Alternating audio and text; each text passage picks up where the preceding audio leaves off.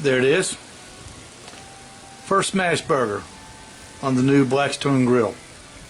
Let's do another one.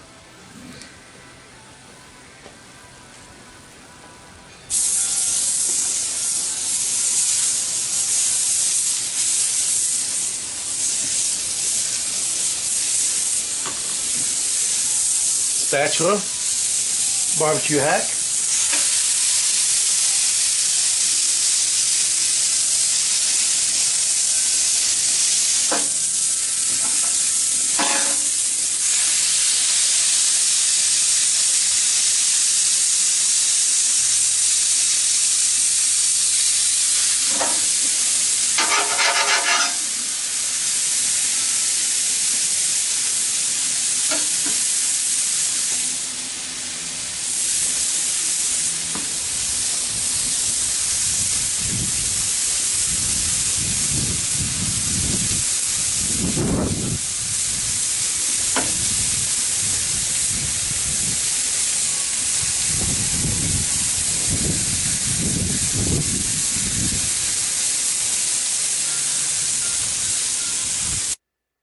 And just like that, there we are. Welcome to the Al's Nest Barbecue Show, Thursday night here in Ooltewah, Tennessee. Thank you so much, everybody, for joining us.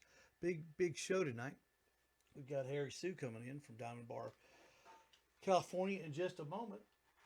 I want to welcome you back again to the Al's Nest Barbecue Show. I'm Steve Ray, your barbecue correspondent, and it's time to talk some barbecue.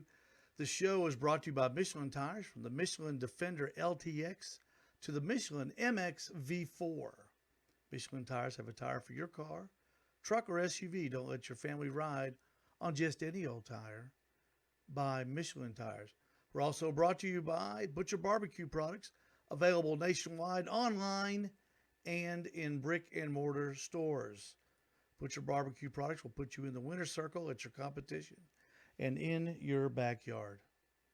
Trust your butcher, David Bosco.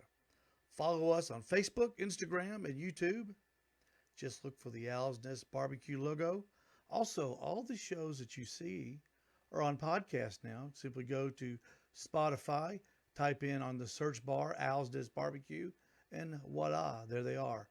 All the shows on podcast, just like this one will be. Jeff Maxwell is back at his house monitoring the chat, hopefully welcoming everybody. Thank you, Jeff, so much. And of course, as always, our broadcast partner is Backyard Smokers Barbecue Facebook page right here on Facebook. Wes Phillips and all the good folks at Backyard Smokers Barbecue having a watch party for us and promoting the Al's Nest Barbecue Show, and we thank them so very much. All right, let's get this party started. Let's get this party started right now.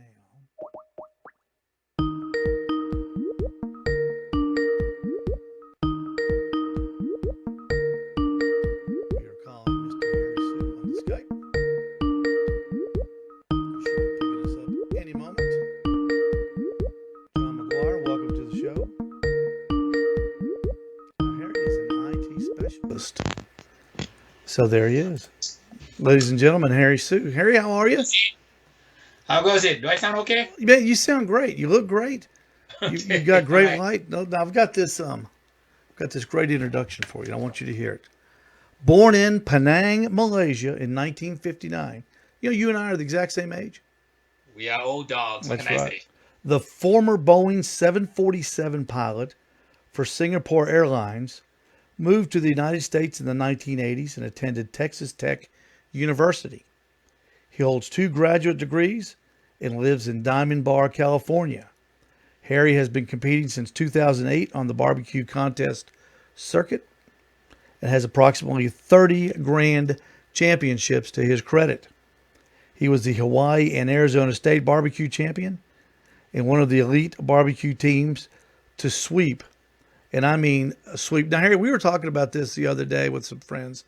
I wondered if anybody had ever come in first place in all 4 categories in a barbecue contest, and it was you in 2009. Yeah, KCBS actually had to spend about a month researching it because Yeah. they didn't ever think that it could be done. But hey, by sheer luck, it happened that day. Well, it is so weird that we're talking about it because we wondered aloud about it if anybody had ever done it. We did a little research, didn't find anybody, and then it was you. We found out today, and that's a lifetime accomplishment right there. Harry's one of the premier barbecue instructors in the country. Just don't ask Mike Davis, and he is America's barbecue ambassador. My friends, I give to you Harry Sue from Diamond Bar, California. How are you, man? Doing wonderful today. How are you? Oh, it's great. Been a great day here in Tennessee. Looking for a better weekend. We're finally getting some warm weather, some 80s expected tomorrow, Saturday, and Sunday. I guess we're going to kind of have the weather that you guys are used to out on the left coast. You know, Harry, you've enjoyed several years of popularity and notoriety. And before the success goes, the hard work. How did you get from an introduction to barbecue to a rookie at barbecue team to Harry Sue barbecue and live fire expert and ambassador? It's totally by accident. I shouldn't be here sitting talking to you about barbecue, but I arrived in America about 40 years ago, and I had my first seminal taste of brisket in Lubbock, Texas. Mm-hmm. I fell in love with American barbecue. I spent many decades trying to cook barbecue, and I cooked it for my friends and family at home. I never imagined that the food was any good until the movie The Bucket List with Morgan Freeman and Jack Nicholson. Yeah. So one of my coworkers assembled all of us to do a bucket list at work, and somebody wrote me a stretch goal to cook a contest. So I am a total quack. I am a total accidental pitmaster. I have no business cooking barbecue, but I was put on a dare by my coworkers to cook a contest. So I say, fine, what can I do? I'll just go cook one contest and get my coworkers off my back. And I showed them the application form, Mm-hmm. and I called my team the bucket list because it will be a one-time throwaway name.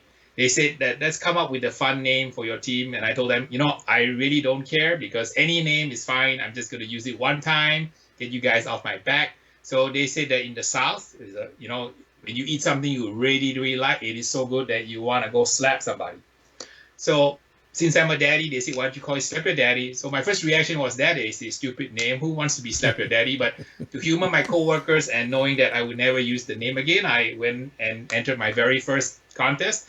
And lo and behold, I won first in chicken, and I won the contest. So I'm a total accidental pitmaster, and it's been a great journey for about 12 years now. I've been doing this professionally, going around the world, cooking barbecue, and most importantly, spreading some barbecue love.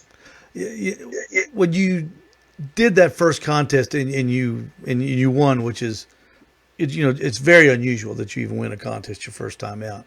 And I don't care if it's a KCBS or the local Ruritan Rotary rib cook-off. Did did that make you feel differently about it then? Did you get like a something in your heart that said, "Hey, I really enjoyed that." I always tell people that if you win an award in your first contest, be very careful because it's like a drug. Hmm. Winning is kind of like a gateway drug. Once you get that adrenaline rush, you definitely the one to enjoy it again.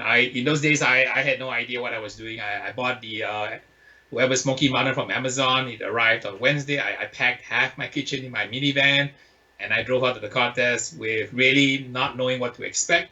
A lot of my neighbors and friends that I met for the very first time at the contest actually helped me out.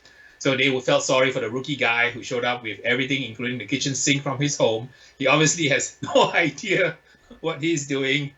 And after that day, everybody kind of looked at me and said, "Is he a carpetbagger? Does he really not know how to cook?" And I have to admit to you and to all the viewers, I really had no idea what I was doing, but I just got lucky that day. So they can say that sometimes in life the best things happen by accident.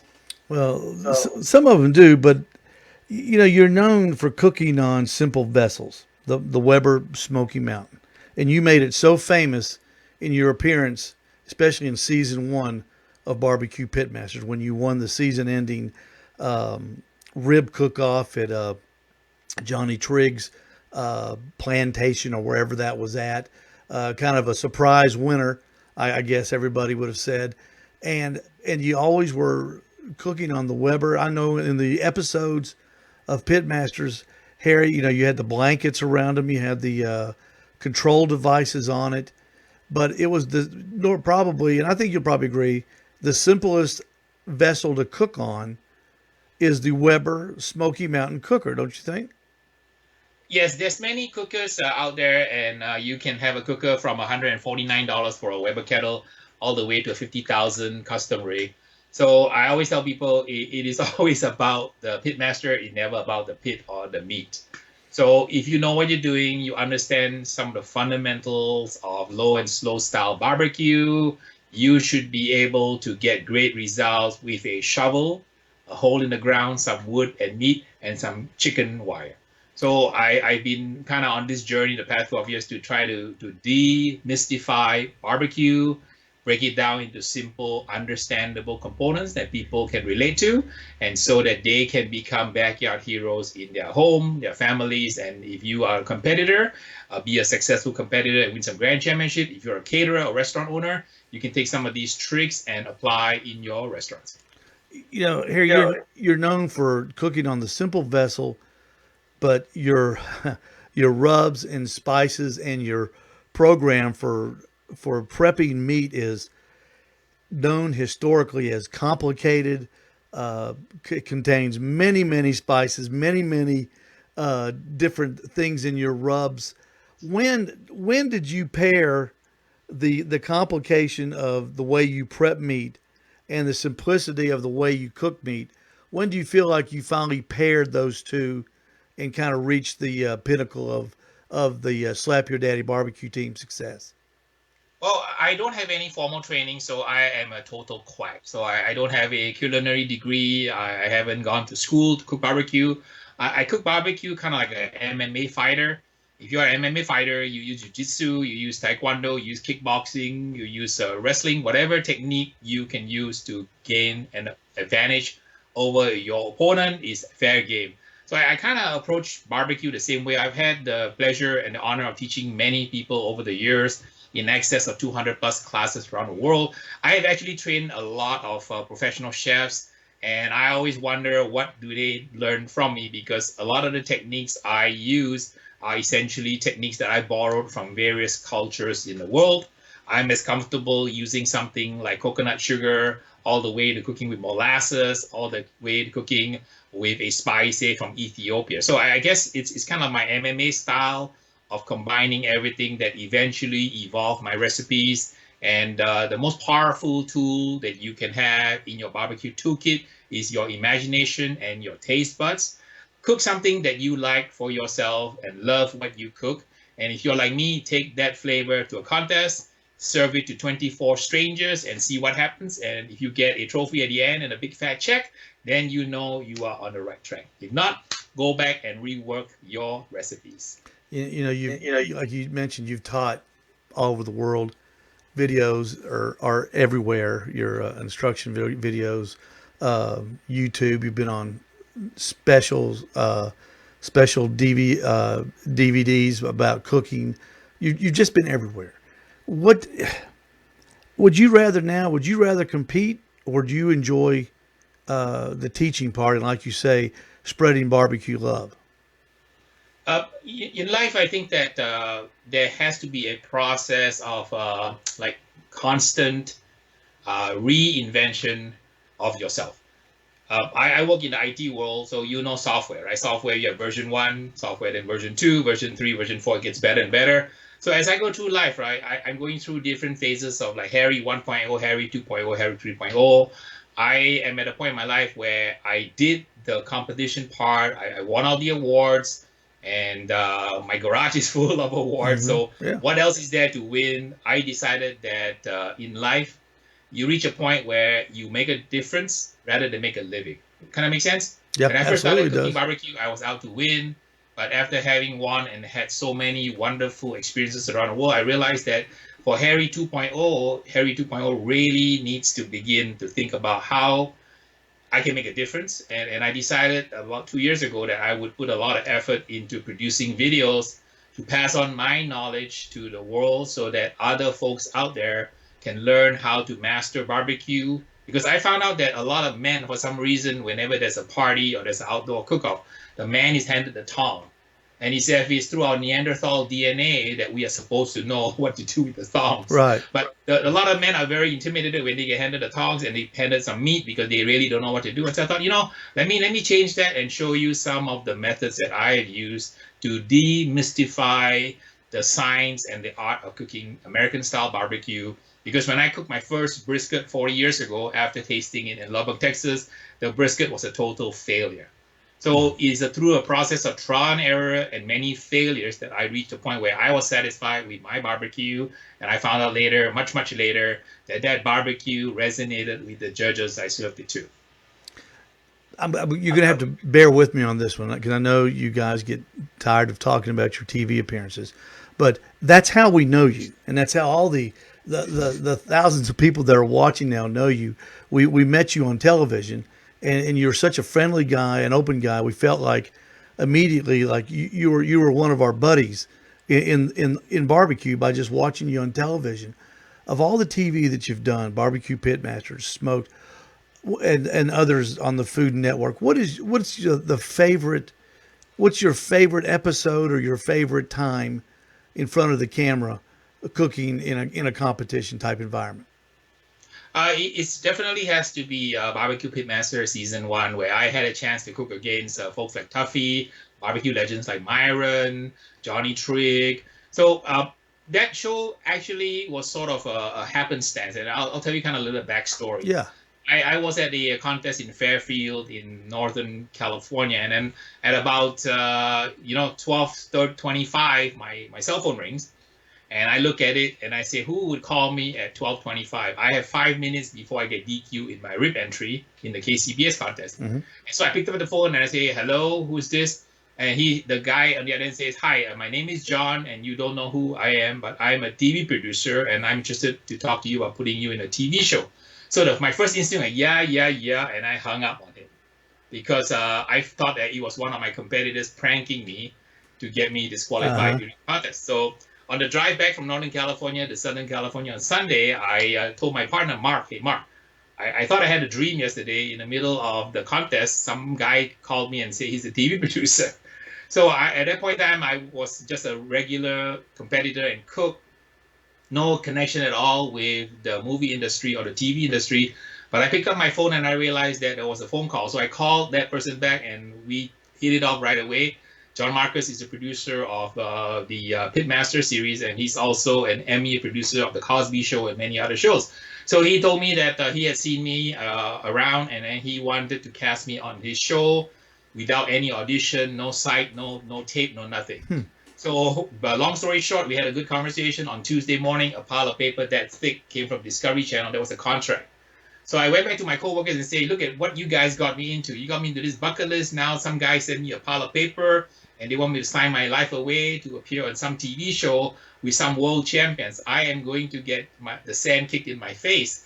What do I do? So my coworker said, Harry, sometimes in life when the road forks to the right, you just follow the fork and go for it. So I decided I'll sign up the contract, and then within about 10 days, we shot the first episode, sight unseen.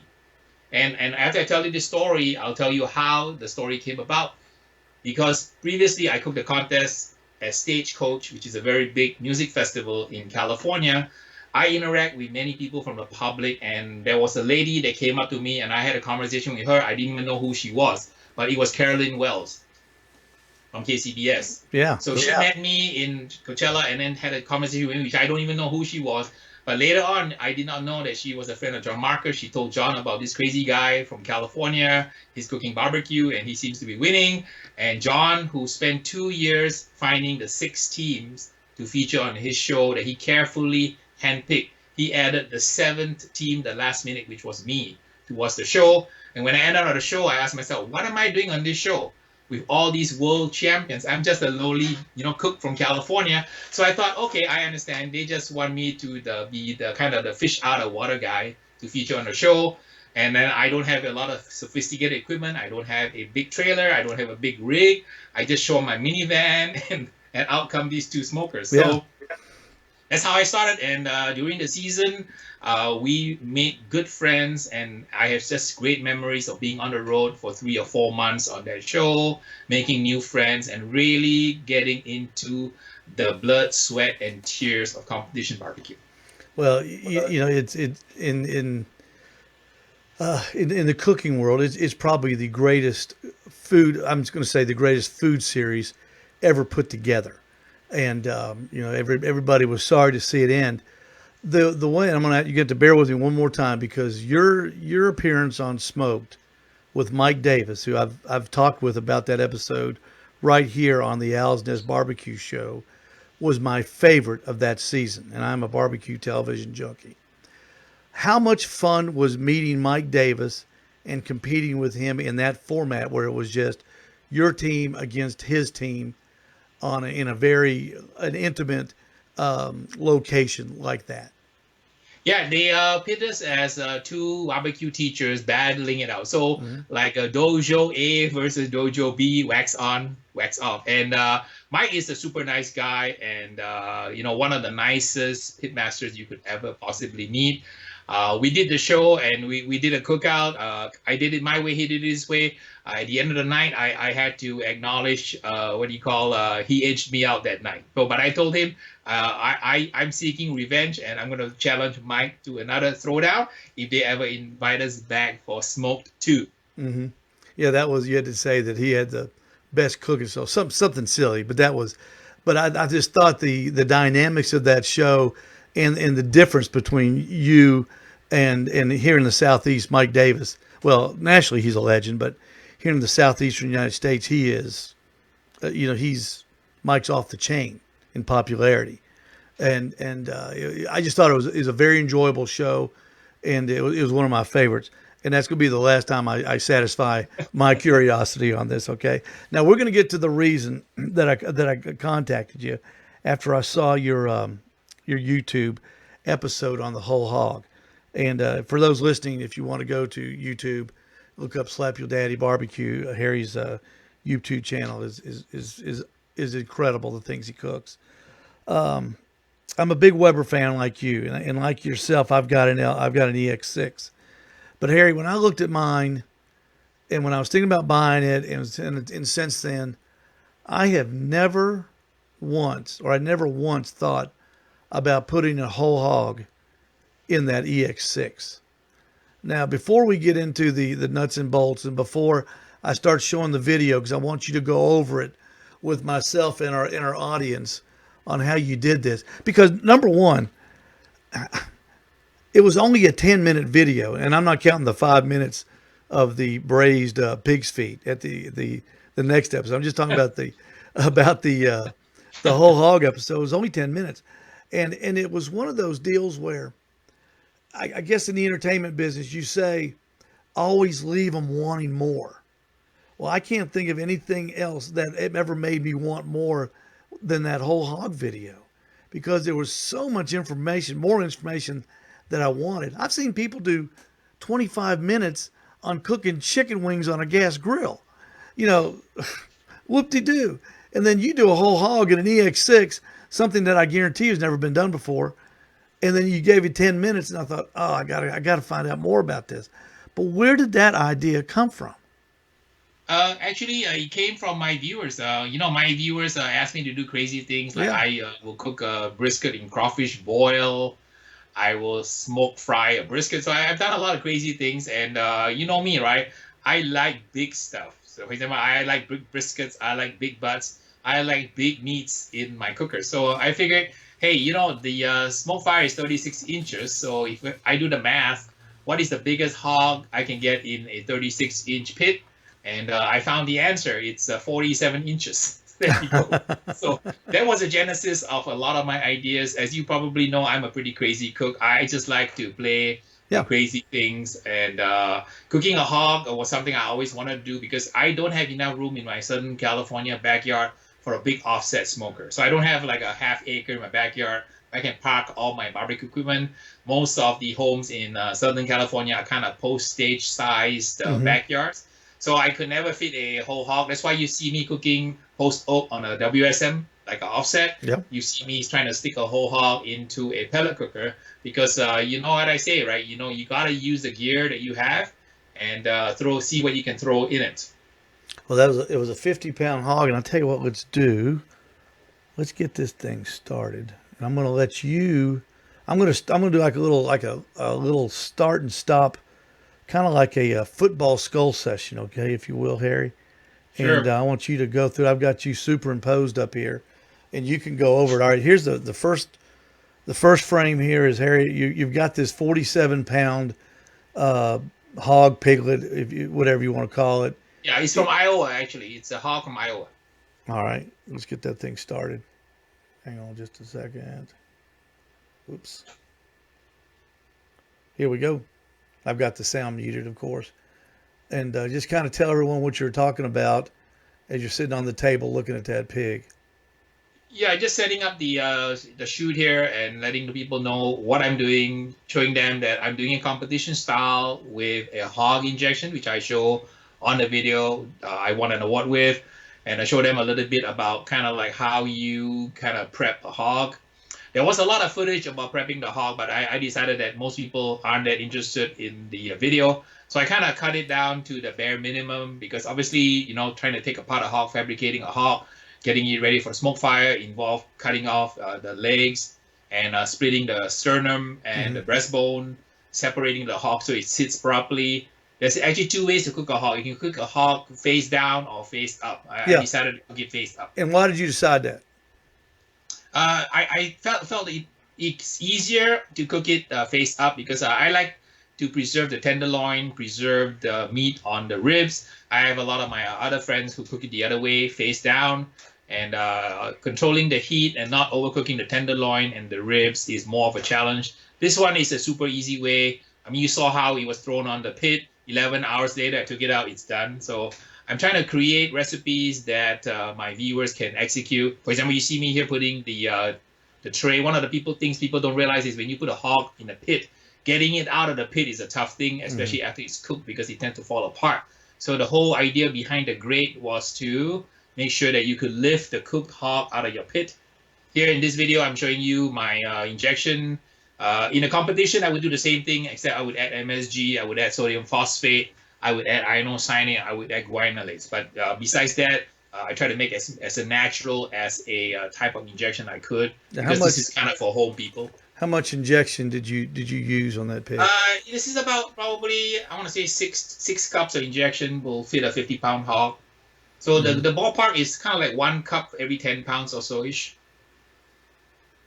There you are, just you're going over the hams right back there. Different parts of the hog. Yeah, there's a tenderloin. My favorite part, and I like the tenderloin. I try to tell people not to overcook the tenderloin because that's good eating. Yeah. So you want to make sure the tenderloin is full of injection. That way it doesn't dry out too badly during the cook. A hog cook can be as low as 10 hours, can be as long as 20 hours, depending on the temperature you have. The smoke fire was really efficient because it cooked the whole hog in about 10 hours because there is a fan blowing in a pellet cooker. Pellet cookers are really great cookers if you want to have a faster cook. If you throw this in an offset, you ran it 225, it'll take you about 20 hours on a full size. And what temperature did you run the EX6 in? The smoke fire, I like at 275, and when I get to the part where I elevate the grate, I explain to you the thought process. A lot of folks don't realize that a pit cooks differently at different distances from the fire pot. And that's why I always tell people, don't cook like an automaton and don't cook like a robot.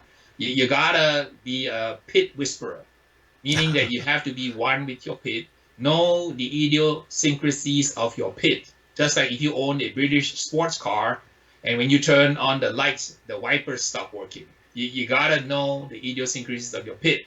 The smoke fire is a great pit. I've been cooking on it for a lot because I really like the flavor. I even bought a second one. But the smoke fire tends to run hot on the right-hand side. Not a big deal. All pits have hot zones. The idea is to know about it and how to compensate. So you see me later on sticking a metal aluminum tray underneath. so that I don't overcook the tender, fragile parts. And it's all about, cooking and knowing how to get the best results from whatever equipment you have. I Hey, just so Harry, happen let me ask you use. this on the smoke fire. That's the first pellet smoker I ever owned or even ever used. And would I be wrong in making the assumption that that fan acts as a convection fan as well as an oxygenator, for lack of a better word, to ignite the Yeah, pits? the fan is a convection fan. So if you have a convection oven and you bake cookies, right? You know that when you bake cookies in the oven with a convection oven, they always tell you a lot less time is needed. So the advantage of having a pellet cooker is your draft, which is the airflow or the convective airflow over your meat, is accelerated by the fan. That's why pellet cookers can create such good results because it accelerates the process. You can cook a set of ribs on a pellet cooker in literally about 3/4 the time on a conventional pit because of convective airflow. So that's bad, good and bad. And your viewers need to know that everything I say on your show is a 3-hour argument and a Jerry Springer fist fight. Oh yeah, Because that's kind of how barbecue is. yeah, Whatever I say, absolutely. somebody's going to say, Harry, you're wrong. And I say, God bless you. Go stick the rib in your ear because that's what I do and it works for me. Do what works for you. We're going to get back to that pig in just a minute, but I wanted to ask you this: when I do briskets on the EX6 I've got two, I've got both of them too, or the EX4, I'm at 6.5 hours start to finish, and it's really really good. Are you in that same? Because I cook at 285. Are Yeah, you in I, it? I crushed in about 3.5 hours and then I throw it in the oven. That's why I like the smoke fire because you know me, as I get older, I'm getting lazier and lazier. So if Yeah. I can get the same result that I can get firing up my Weber Smoky Mountain and I can do it with a one button convenience, Hmm. I'll pick the one button convenience any day. So getting on the smoke fire. Um, are you impressed with it? Is it everything you thought it was going to be?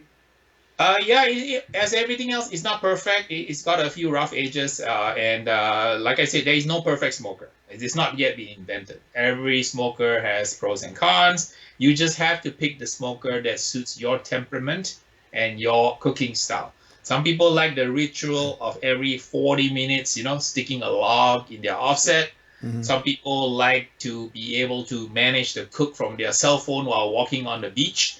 There's Are you whole that kinds guy, of Harry? Are you different that types guy? of. Are you that guy with that's got to have phone connectivity to your smoker to that? I cook with no tools. Essentially, I have an on-off switch. I didn't even fire up the Wi-Fi on the smoke fire. I didn't even bother to configure it. All I did was I turned it on, download the firmware, and I cook it with one button on, one button off. That's my style. Oh, okay, that's good because I do the same way. I've just got no interest in the phone, and Yeah, and some people expect to have the recipes on the phone. They want to be able to stick the probe in the meat. They want the phone to turn off the smoke fire, put it on hold, and yeah. then have dinner ready when they come home. That's wonderful. If you like that, I didn't spend a lot of time investigating that aspect of the cook. Put the smoker on hold. All right, you're getting ready to get into the. You're getting ready to put the pig in the smoke fire. Now explain when we get over there to it. Explain what you had to do to the racks in the smoke fire to make this pig fit. And why would you cook it with the head on? Would you why did you decide to leave the head on, not take the head off, and get a bigger pig? Well, in Asian culture, serving a intact animal is part Okay, of showing respect for the animal. okay, So when we eat a fish, we serve the fish whole with the head and the tail, eyeballs, and all. So I decided that, this is a gorgeous pig and it died for our eating pleasure. The least I could do is show it respect by cooking it whole so that people could see what animal it was. And besides, I don't know if you ever had hog jowl. Hog jowl is one of my favorite parts of the hog to eat. I haven't had it, but I hear it's good. People make tacos out of it, I think, don't they? Yeah, jowl tacos. And Yeah, then, the pig brain is also an excellent eating portion. yeah. A lot of people won't touch it, but, for me, is who from snout to tail is all fair game. Yeah, I serve that to the neighbors. Okay, here's the Let's see. You're getting ready to put the pig on the. Tell Yeah, me. so here's the important tip. When you want to get that brown, beautiful competition skin look, that's the black belt trick I just kind of glossed over. Mm-hmm. So people don't realize that in my videos, right, every second of the video is some black belt trick I'm showing you. Sometimes I may not have the time to point it out, but as it's happening, there's a reason. Everything I do, there's a reason. I don't do because I'm a lazy cook. When I do something, there is a reason why I do it. Okay. So getting the oil on the skin is a black belt tip on how to get that wonderful color. There's a competition grade hog at the end. Looks like a copper penny. Yeah, you say I cook it like a compy. Yeah. Let's see. Let's go forward here. I don't want to do that. I don't want to do that. On this, all right. How did you explain how you had to set up the EX6? Because you don't spend a whole lot of time on it. Yeah, the EX6 was set up primarily with two purposes. Number one, to compensate for the heat distribution. Mm-hmm. And number two, to create a mechanism to get the hog in. And more importantly, after the hog is cooked and if it's falling apart, how are you going to get the hog out of the pit without damaging the finish and the look of the hog. Okay, but So you lowered. teams use Yeah, a you had to process lower of that. putting it- You had to lower that shelf, didn't you? I took the top shelf and Mhm. I propped it on 5 pieces of wood. Okay. I see. Primarily because I wanted a tray, like a stretcher, like an Mhm. ambulance stretcher, Yeah. be able to carry the hog in and carry the hog out. Obviously, you see my son helping me out because I'm not going to be able to handle a 50-pound hog by myself because it's hot and it's heavy. Yeah. And so now you've got it in there. And is that what's that in foil underneath it? Is that wood? I put a cookie sheet and I put wrap it in foil so that it's easier to clean. Okay. And the cookie sheet essentially is my heat deflector because you notice it's right under the rib. So a rib on a young hog is not tough at all. Mm-hmm. Like a normal 180-pound hog, this is only a 1/3 the size. So the tenderloin and the ribs will overcook if you don't protect it. The hams can take a beating, the shoulders can take a beating, but the center area of the hog is something you really want to protect. Yeah. So and that's what that tray wrapped in foil does. That's Yeah, so that's it's a a matter good- of just that's a good adjusting tip and right using there, yeah. different techniques to kind of act as a heat deflector. You don't want the middle part to get more heat. When you're cooking a hog, you want the shoulder to get heat, you want the hams to get heat, but the middle part where the ribs are, you really want to kind of keep the heat down to a lower temperature. now look at that thing starting to get some color. Uh-huh. Explain why you put the foil over some of the places. Some of the foil is needed because the ears will burn and the tips will burn. So a lot of times when you see it reach the right color, just put a little bit of piece of foil on it so that by the time you're done, the ears are not kind of burnt. And this is just more for appearance. I mean, most people won't eat the ears anyway, but this is a good tip on anything you do. If you cook chicken wings, you cook a whole chicken and you notice that the wing tips are getting burned, just wrap it up in foil. It'll Yeah. be fine. Now look at the color on that pig. There's your copper penny color, Yeah. glistening. I mean, you can see the light reflecting off of it. What is that? Now, Kale? you know, Kale you got uh, surrounded there? People ask me a question that is the skin crispy? I would tell you the answer is no. I cook this hog like low and slow, sort of southern style. This is not a crispy skin pig. For that, I use something called a la cachachina, which is a box. Mhm. So if I am cooking it for crispy skin, where you can eat the whole hog and it's a smaller pig, like a suckling pig around 35-40 pounds, Mhm. I will use a la cachachina to achieve that result. This pig is cooked solely for the meat, not for chicharrones or crispy skin. So that's a question that I got a lot from my viewers. The skin is not crispy. The skin is kind of chewy. So if you want crispy skin, I have a blog on my website, snapperDaddyBBQ.com. If you type in La Cachachina, you will see how I do it to get a crispy skin. I may do that episode with La Cachachina in future if people want to see how you cook a suckling pig so that the entire pig can be chopped up and eaten, and then the skin is nice and crispy. Now that when you pulled it off the smoker, and you put it tummy down Mhm. to show the back. When Yeah. you went into that pig to serve it, did you flip it back over or did you go through the skin and get to the Okay. meat that way? So the way this is done is that when we do catering or we do parties or we do weddings, right? You serve the pig kind of this way for presentation style. Mm-hmm. And what you do is you face the beautiful side towards the audience, and you Mhm. stand behind on the side that doesn't look so good. And you essentially you cut the skin, you lift the skin up, and then you start to shred the meat from the bottom. Okay. Okay. That's how it's done in professionally in a catering. For home use, you just tell your family, go for it, Yeah, dig and the in. entire pig will disappear like eating like piranhas. What kind of I was interested in the temperatures of the different pieces of meat. I'm a on pork butt. I'm a 210 guy all the way. Briskets, I'm a 210 guy. What kind of temperatures did you do on the pig? For a small pig, the temperature is different than a fully grown hog. So when you're dealing with a fully grown hog, the temperatures tend to be higher because this is a young pig. You find that the pig will be tender at lower temperatures. Hmm. So depending on the muscle on the small 50-pound hog, the temperature range from approximately about 170 all the way to about 190. Wow. And the way I do it is I do not use a thermometer. I go 95% by feel. So I always tell people put blue tape on your thermometer, and you will be a more successful barbecue pitmaster. So you're using the thermometer as a probe. In Yep, you use a Yeah. bamboo skewer. I always tell my students use a bamboo skewer and have a jar of peanut butter with one bamboo skewer in it. Have Hmm. another bamboo skewer in your meat. When the probe feel of the skewer in the cold peanut butter matches that of the meat, you're done. That that's great. I've never heard that advice, but that's fantastic because that's exactly the way it should feel.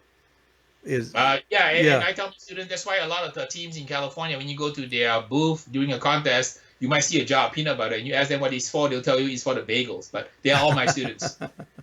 For the bagels. Now look how much meat did you get off that little pig? That's a lot of meat. I think I Yeah. must have done, I want to guess maybe 25 to 30 boxes. These are 28-ounce boxes, so these are pretty hefty boxes. So a lot of the firemen, firefighters were happy. I guess they like pork. They got a lot of pork from me. Hmm. So you gave these to who'd you give that all that food to? We have three fire stations. I have two sheriff stations here. So these guys are my friends. So I really feel that America hasn't shown first responders the level of love we should, Hmm. given all their hard work during this pandemic. I mean, these guys and gals are the people who put their life on the line for us, Oh, and I know. there's no way I can eat all that meat anyway. So I always believe in spreading out the love. Did you did you put any sauce or anything like that with it, or do you just serve it? I sauce it a little bit. I also apply a little bit of salt, a little bit of pepper. As you can probably tell, when you have a hog, right? There's some parts of it that you have to kind of balance the flavors. Hmm. Sometimes, deep in the ham, it's not that salty, even though I put an injection in there. So for me, I'm pretty fussy about final seasonings.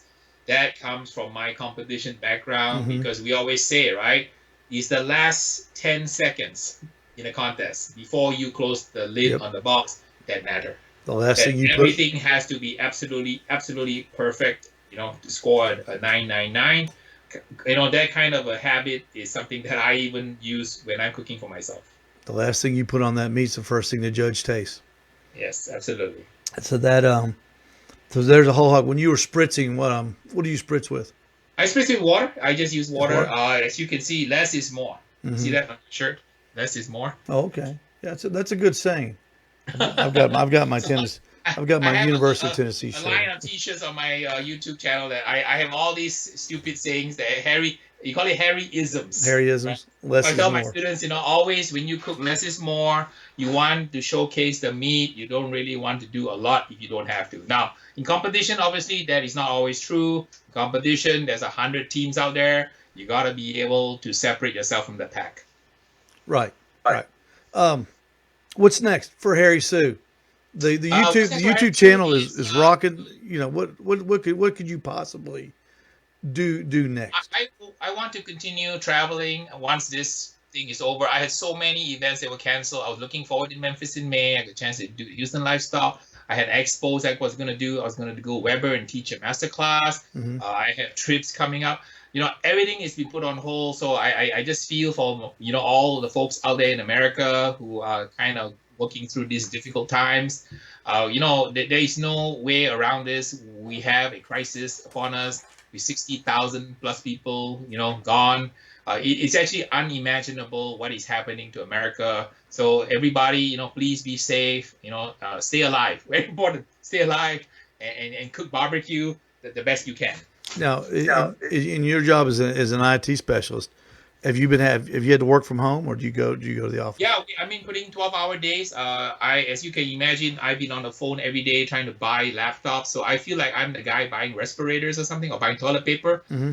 On the phone all day trying to buy laptops around the country from whomever I can buy them from. My team and I are building these machines and then allowing the people to work at home. You may not be aware, but I work for a water utility. Mm-hmm. So my service area is 25 million people, 300 cities.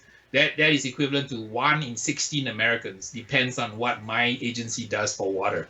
So it's a high stakes game. I build all the infrastructure. So one of the biggest challenges we have is that we were caught off guard with the number of laptops that we needed. So all the people who work in the office, they can't come into the office. They have to work from home. So I've been on a mission to buy and source and build as many laptops I can lay my hands on across the country and pushing it out to all the employees so they can all work from home. So, Harry, are you in charge of like getting water to the cities? Because I don't know. I've never been to California. I don't know a lot about it, but I do know that water is something that here in Chattanooga, Tennessee, where the Tennessee River flows 24 hours a day, 365 days a year, giving us plenty of water. It's not that way in Los Angeles, is it? We actually live in a desert. So if you imagine a place called Morocco, Mm-hmm. right, you would imagine it's pretty dry. Los Angeles is actually drier than that. So people don't realize that this metropolis called Los Angeles, and for that matter, Las Vegas, Phoenix, and all, sprang from the desert. And the only reason that we can do that is because of the engineering of humanity. We know how to engineer all the different irrigation, aqueducts, and all the infrastructure needed to bring water to make a desert bloom into things like Hollywood, things like Orange County, things like Los Angeles. So the system that brings in the water is really complicated, and it is necessary to sustain a population of about 20 million people, 300 cities. So my job is to make sure that when they turn on the faucet, the water is there. And that is done through computers, and we have a lot of computers that enable that to happen. Do all those people have your home number? I wish. I'm the guy who sits in the back room. You don't know who I am. I'm like a trash collector. If I do my job, you do not know that your trash is picked up. So, and I like to keep it that way. Let's stay low key. Just get the job done. Does the chairman drag you into the board meetings when it doesn't work? He points to you and go, "It's that guy. It's that guy in the cowboy hat." Money, like Harry, you want another $10 million? Get out of here. So I saw something and I brought it. I wrote it down even, and I can't believe I left it downstairs. A Weber Masterclass series on YouTube. Is that going on now? There was supposed to be a class, I think last weekend, and I was supposed to be one of the 10 instructors. They have brought a bunch of really good instructors like Tuffy and so on. I'm just privileged to be considered in that circle of instructors. Mm-hmm. We were going to do a class and a charity event in Chicago to benefit charity, and also to do a class. Unfortunately, we were all so disappointed that the class was canceled. So they decided, why don't we all try to do a virtual class? We will try to cook some of the dishes that we wanted to do for the class. So I decided I'll do my seared ahi, which has been my signature dish for the past 30 years. And I posted a video of a virtual class. Mm-hmm. I believe on Saturday, Weber wants to do like a Instagram podcast or live feed. So I'm going to try to do that, cook something for fun. We all are at home, so we just really need to adapt and adjust our lives to continue to enjoy life and cooking barbecue and having a community and sharing of this barbecue spirit. Then I think that in times of stress, at least for me, cooking helps me relieve stress. And I know for folks who watch my channel, they say, Harry, we're so happy that you're posting videos every single day, mm-hmm. because we find your videos a great way to kind of not think about all the problems that the world has. Oh, it's great. Every time your notices drop off of my emails, Malcolm's notices, I almost stop what I'm doing and go right to them to watch. It takes, like you said, it takes me away for just, 10 to 15 minutes out of the day. It takes me away from all the stress and anxiety of running a small business during these times to something I enjoy. If I want to find out about what Harry Sue is doing next, where can I go to find out those things? I post primarily on several platforms on YouTube, Facebook, Twitter, Instagram, and LinkedIn. So those are the 5 platforms that I have time to post. There are many other platforms you can post content on, but I picked those 5 platforms for now. I try to put out videos every day or every other day, at least during this quarantine period. So after this shoot is over, I'm going to go out and cook something. I'm going to do a quick recipe on how to cook competition IBCA half chicken. A lot of people complain, hey, Harry, your recipes are way too complicated. For competition, do you have a simple comp recipe that only has 3 ingredients? Well, you're in luck because I'm going to show you my easy lazy man IBCA competition chicken recipe next. Well, at least their chicken looks like chicken. The stuff that we do in KCBS, it it looks like I don't know what it is, but it doesn't look like chicken. That's It's for sure. sculptured meat. Sculptured meat. Well, do me a favor. In that next video, mention the Owl's Nest Barbecue Show and what a great time you had joining us and all my good friends here in Tennessee. And I just can't tell you how thrilled we were to get to see you live here on the show. And as always, you're super interesting, and you're just a great ambassador for Barbecue, Harry. And I can't thank you enough for joining us. And I wish you nothing but luck. And I know that you have at least one fan here in Ooltewah, Tennessee, and I guarantee you there's more than me just sitting here watching for the next thing that Harry Sue is going to do. Harry, thank you so much. We appreciate it. Always my pleasure, Steve. And like I told you, right, when this pandemic is over, don't be surprised if I show up in your store and we can have you fire up the pit and we'll throw something on your smokers and have fun. Well, I tell you what, let me know because I got my buddy Jeff Maxwell is watching and running the chat room, and he'll want to be there too. Thank you so much, Harry. We'll throw on an impromptu. To Harry Sue, everybody from Diamond Bar, California. What a great guest. What a great guy. Thanks for watching, everyone. Thanks for listening. We went over a little bit, but that's okay. I want to thank Harry Sue for appearing on the show with us today. I hope you enjoyed that whole hog talk on the Weber Smoke Fire EX6. I thought it was the craziest idea I ever saw.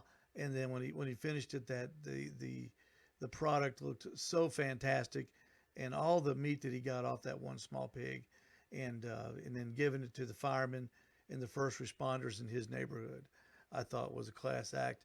Remember, when you need tires for your car, think no other tire except Michelin. Don't trust your safety with just any tire. Ride on Michelin tires. And don't forget, when it comes to barbecue flavor, Butcher Barbecue has you covered with flavors from grilling addiction to honey rub. There's only one thing you need to do, folks.